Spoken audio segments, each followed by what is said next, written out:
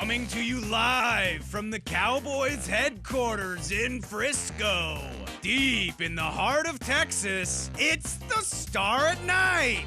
Wow, dramatic much? Why are you getting in the way of my intro? You mean our intro? We're your hosts. I'm Kelsey Charles. And I'm David Hellman. Okay, let's just start this show now. Welcome in to another episode of The Star at Night. And no, you are not hallucinating. We are virtual again, just like 2020. And Kels, I gotta say it's kind of fitting because much like 2020, the Cowboys kind of feel like they're falling apart around us right now. You know, things are just not going well, Dave. And as someone who innately struggles with anxiety, it's been a bit of a rough week for me. I've got to be totally honest with you. And I feel like I'm not the only one. No, if you've been on social media or really anywhere where people talk about the Cowboys, you get it. Actually, I really appreciate you being so open and honest about your anxiety because I have got a game that I think is going to make you feel a lot better. I'm just going to let you vent out all of your inner anxiety. I mean, I'm talking to a person that gets nervous about whether or not she left her curling iron on every time she leaves the house. So I can only imagine how you're processing this.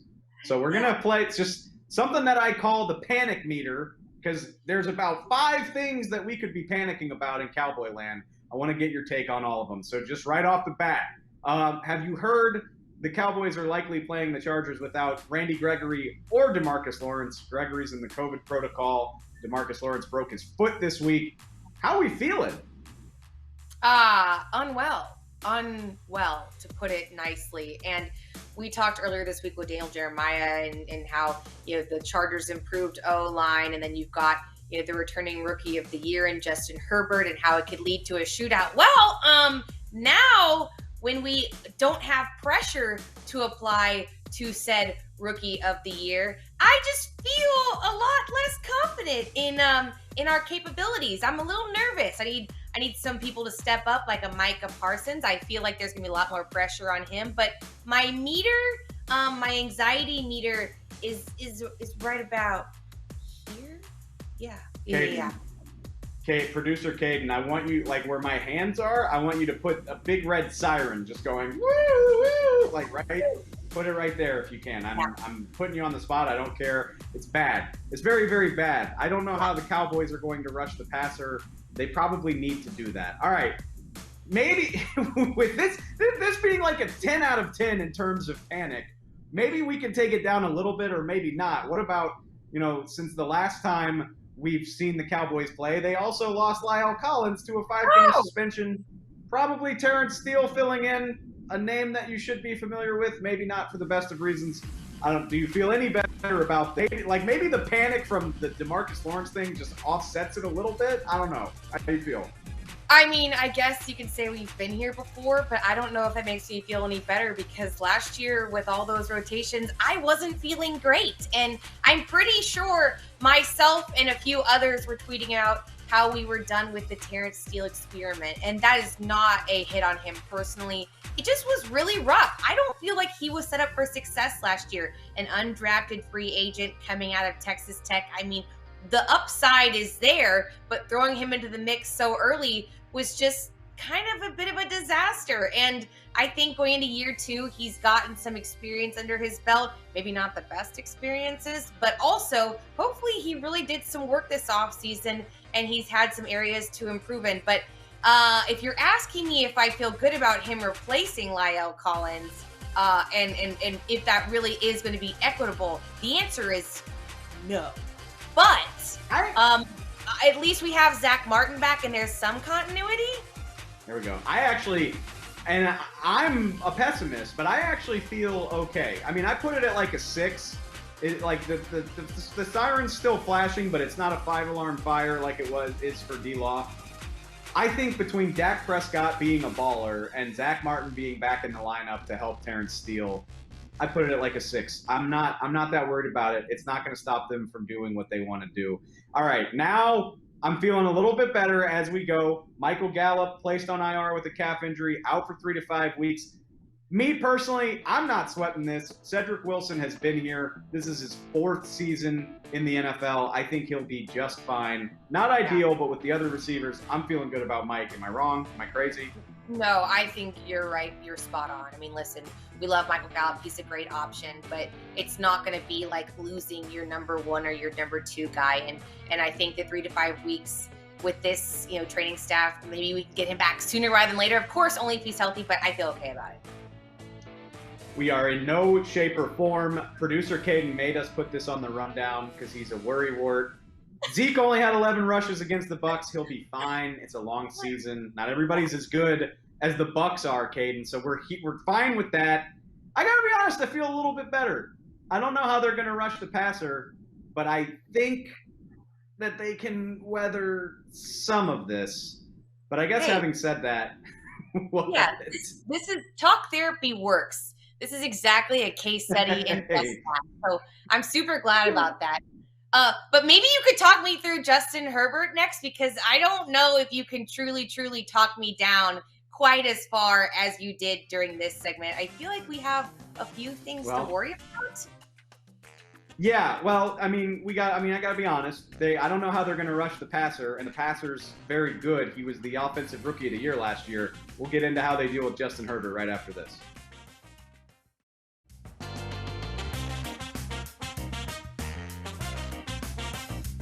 Welcome back, everyone. All right, Dave, I'd like to dive right in because, I have to be totally honest with you. I'm still feeling a little anxiety coming off of that first segment. And I need to talk a few more things through. I mentioned Justin Herbert, so I feel like we should start with him. Listen, I kind of feel like this kid is the real deal. Like, he might turn out to be somebody if he isn't already. And again, now that there's not many people applying pressure to him, how does this Cowboys team stop him from being overly effective? Man, that's a wonderful question, and I'm nervous. I mean, it was going to be a challenge anyway. We talked earlier in the week about their offensive line, but Justin Herbert is an athlete on top of having a cannon for an arm. And I just worry about the Chargers finding ways to give him all day to throw. Tom Brady got the ball out quick, and that's been his game forever. Justin Herbert has the ability to extend plays, and you think about what Trayvon Diggs did against Mike Evans last week. Well, now you're talking about Keenan Allen, and instead of having 2-3 seconds of coverage, is Justin Herbert capable of extending plays for 7 and 8 seconds at a time? And that's when really bad things happen to your secondary. And that's why DeMarcus Lawrence not playing in this game makes me so nervous, is I just don't know who forces Justin Herbert to make throws ahead of schedule. It's very troubling, if I'm being honest with you. Yeah, and just looking at their game book from last week, if I'm just going strictly by the numbers, it kind of feels like they did a good job diversifying their offense. There's a lot of different guys getting touches on the ball. So while Keenan Allen is the guy who is definitely, obviously going to be a threat to you, I mean, you can't help but think that if you try and take him away, you've got literally 10 or 11 other guys who are stepping up to the plate and ready to take on some of those reps. So yeah, I'm feeling a little nervous about that, and I think that Dan think about this too, dude. Think about this. Austin Eckler is dealing with an injury. He didn't catch a pass last week. Guess what?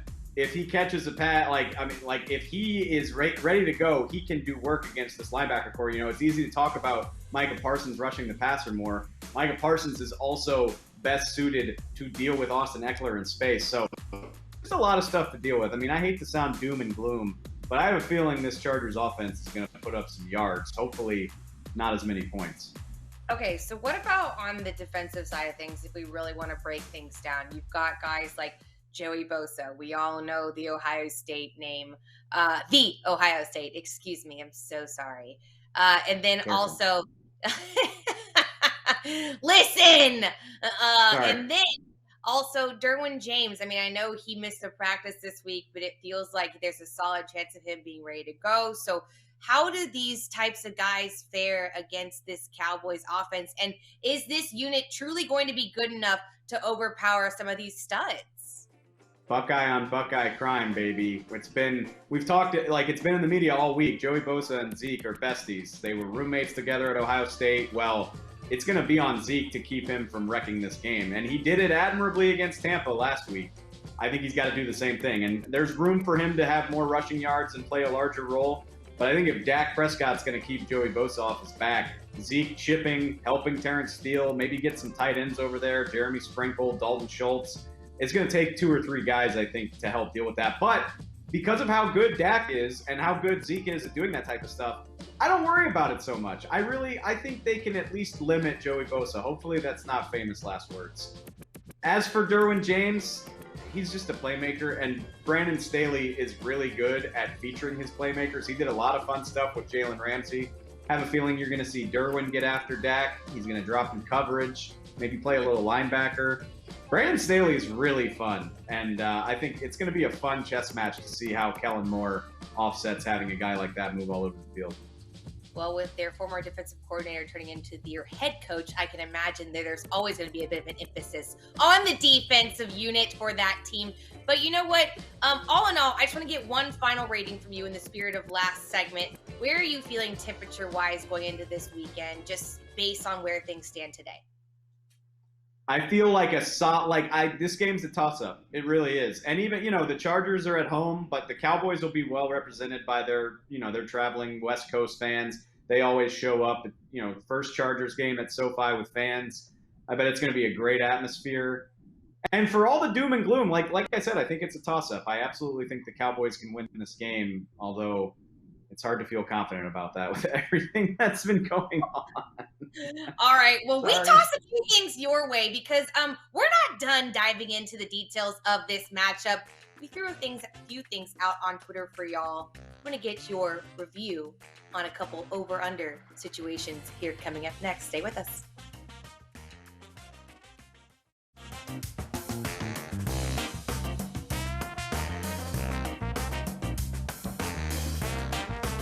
All right, y'all. Final segment from Matchy McGee's coming in hot. Is it really that bad? Like, I mean, we're both wearing plaid, but it's not that big of a deal. I gotta get a chain like you. I need a chain. You do. I realize I'm an influencer, but I didn't feel like I was going to influence you that heavily. But yet here we are, and it's totally fine. But I hope that I will influence you in the right direction with this activity we're about to do, because I feel like I have some strong opinions, per usual, quite frankly. My hunches were right last week. That's all I'm going to say. I was right last week. So all right. Hit me. Well, we're going to do what we call under review. We're going to throw out a couple lines, some over-unders, just some situational things for you. We need to get your opinions. And we're going to grade ourselves this season against what you all voted for. And then also, quite frankly, what ended up happening. So last week, I believe Dave is 3-0.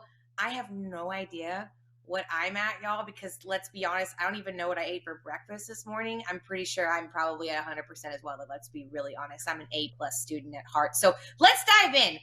We've got Lamb and Cooper. So we just talked about this Chargers defense. We're a little worried about them. Over, under 199.5 receiving yards, Dave. Going over. We're going up. We're going up, baby. Did you see my man, Rain Dakota Prescott, last week bombing away on the Super Bowl defense? Yeah, I mean, the Chargers have some nice players, but they're going over. We're going way over. Okay. I'll take that too. I really will. I feel like this team, offensively at least, is only going to step up, if you will. And you know what? We're in good company, Dave, because the fans seem to agree. We've got 75.5% going with the over. I appreciate the confidence. They gotta. Yeah, it feels good. It feels right. But you know what? Let's switch gears and go to the other side of the field, if you will. Joey Bosa, the Ohio State University. Do we think he's going to have over or under half a sack? Over. But here's the thing. Like, don't panic though. Like, this isn't going to be a Chaz Green situation. He's not going to have 6 sacks. He's not going to pull a Chandler Jones and have 5. They'll figure it out. But, yeah, he's going to go over that. He'll have a sack or 2. Yeah, I hate to agree, but I think that the Buckeye Hey, we're just being real here, baby. We're just being real. It's okay. He can get some sacks and still lose the game, right? 100%. Are you actually going to vote for this team to lose to the Cowboys, though? Hopefully you are. Don't ask me that. Okay, we're not going there. But you know what? At least you are aligned with the fans on this one, too. 60.6% said, yeah, they agree. Unfortunately, Dak's going to get a little bit of a touchy-feely with the Bosa boy this weekend. That's okay, though. That's okay. Special teams. Y'all know this triggers me every time, and I hate it. I'm sorry. Tell me all about it. Just tell me your takes. Tell me how you feeling. We don't have enough time in the day to get through Kelsey Charles's hot special teams takes, but we want to get yours. And we'll start with you, Dave, specifically. I feel bad for my guy, Greggy, because, he's facing a little heat right now. We went ahead and put out a line. Do we think Zerline is going to miss over or under half a kick? Under. Greg Zerline's been in this league for a long time. Yeah, you heard what I said. Under. Okay. He's not going to miss a kick this week. He's been in the league for a long time. He says he's healthy. I'm going to choose to believe him, and he'll bounce back. I'm not saying he's going to the Pro Bowl or anything, but he's not going to miss a kick this week. You heard it here first. I'm so sorry. I don't have as much confidence. This is not a personal attack on You're just scarred. You're just scarred. That's all. You just want...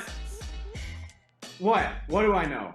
Go ahead. Listen, I actually wish he wouldn't have said he's healthy, because I don't know if I want him to be healthy if he performed like he did last week. I'd like to go ahead and say that he sat out during training camp. His back's not 100%. We weren't quite there yet. We're working our way up, and I can see some improvements down the road. I don't know how to explain away last week if he was actually truly healthy. So I'm going to go with the over, because I just feel like there's some shade of dishonesty in that answer. And I'm hoping that he's just not a hundo. And this is, I love you, Greg, but I really need you to just not ever do that ever again. Like, I got trust issues with men in general, and kickers specifically. So, Here's the thing is, you're never going to have a run like Dan Bailey. Like, I'm sorry. That's 1 in a million. You just got to get used to it. Sorry. It's like your high school sweetheart that you always compare everyone to, and like you just hype it up and you put it on this pedestal, and it seems like it was so great. And in reality, there were definitely some tough times, but like your mind will never trick you into actually being truthful with yourself about what. Am I going too far into my relationship? Maybe let's not romanticize a high school sweetheart when you're 31, Kels. Maybe it's time to let that go. Maybe we have nothing left. But also, guys, we have nothing left in this show because this is going downhill quickly, mainly for me. Y'all, thanks so much. Anytime we talk kickers, this is what's happening. The fans took the over too, by the way. It's okay. They did. It's all right. I know. When we start talking about kickers, all bets are off with Kelsey Charles. It's fine. Is that why you flipped me off in traffic today? Yeah, I did. It's fine. Listen, we're going to ignore that because it was deserved on your part.